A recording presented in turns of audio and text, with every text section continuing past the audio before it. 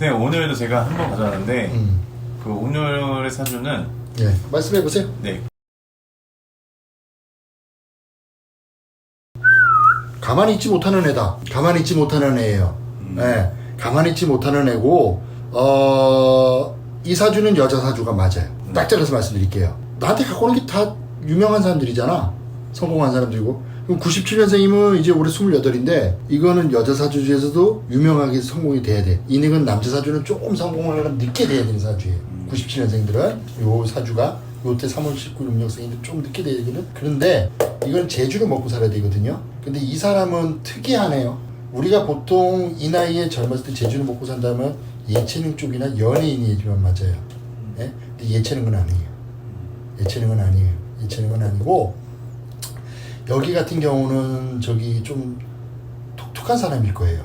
성격 자체가.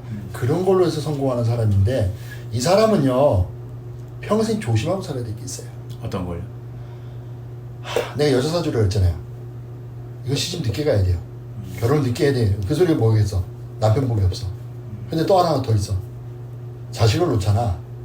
애를 저기 뭐랄까 조금 자연인처럼 절에서 키우는 것처럼 내리켜서 키워야 돼. 이게 다독거리고 애 자체가 자식이 태어나잖아요. 승진물이 보통이 넘는 게 태어나요. 그리고 하나 더 이 사람은요 돈으로 망칠 수도 겪고 돈이 나가야 돼요. 나가야 되거든요.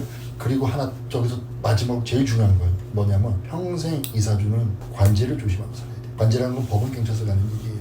그런데 재밌는 게 하나 있어요. 여기 이분 같은 경우는 있잖아. 우리가 관제라는 게 있지. 내가 저질러서 가는 게 있고 남이 나를 건드려서 가는 게 있어요. 근데 여기는 100% 지거든요.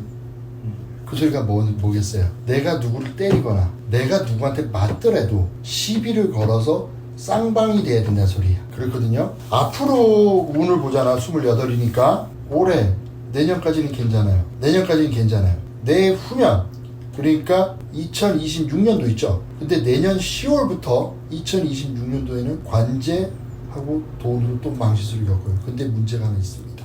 뭐가 있을까요? 이 사람은 내후년이라 그랬잖아요. 네. 그러면은 내년 10월부터 해서 29부터 30이잖아. 요때 사고수하고 내 몸 다치는 거 그리고 내가 그때 누구 거 올리면서 요때 좀 조심해서 자살하는 거 피해야 돼요 막 이랬잖아요. 예. 그랬더니 뭐 난리 나서 뭐 전화 오시는 분들도 있더라고. 근데 점이란 거는 님들도 말씀드려야 되는 게 맞아요. 내가 틀리더라도 이분들 그거 조심하셔야 돼요. 우울증, 공황장애로 인한 거. 누구예요? 이분은 그 유튜버 쯔양이라고 합니다. 요새 시끄럽잖아. 네. 뭐 남자가 뭐 40억을 했는데 어쩌니. 예. 그거 어떻게 됐어? 아직도 수사 중이에요? 근데 이제 그 남자친구가 전 남자친구가 이제 자살을 해가지고 남편 복이 없다고 그랬잖아.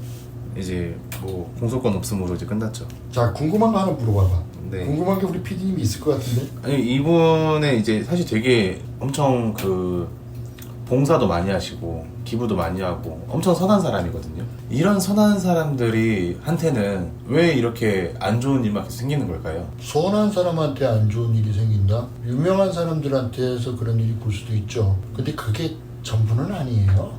사실은 이 사주 자체가요. 사주 자체가 음력 3월 19일이 맞잖아. 97년생 소띠가. 그러면은 인덕이 없어요. 타고 태어난 게. 사람 덕이 없는 거죠?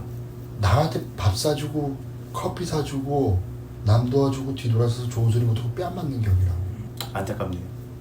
안타깝다 그래도 어쩔 수가 없어. 왜냐면 사주 자체의 재물의 흐름도 많지만 이 재물의 흐름을 움켜쥐지를 못해요. 이걸 움켜쥐려면 이 사주잖아? 그러면 집이나 땅이나 금, 내가 잘 쓰는 말처럼 누르고 앉아야 돼요. 나는 이거 그냥 돌이라고 생각하고.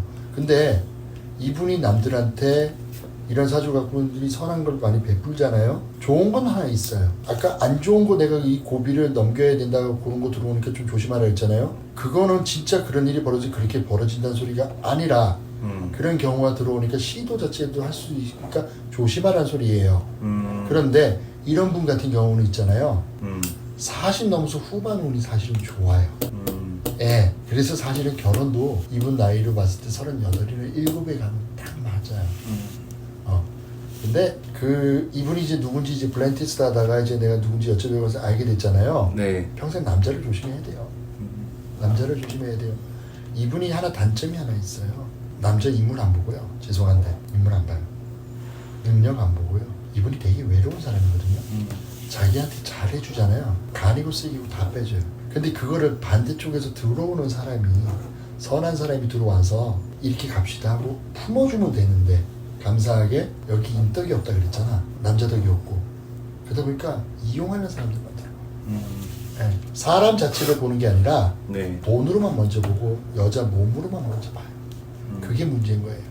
그거 조심하고 살면 돼요. 네.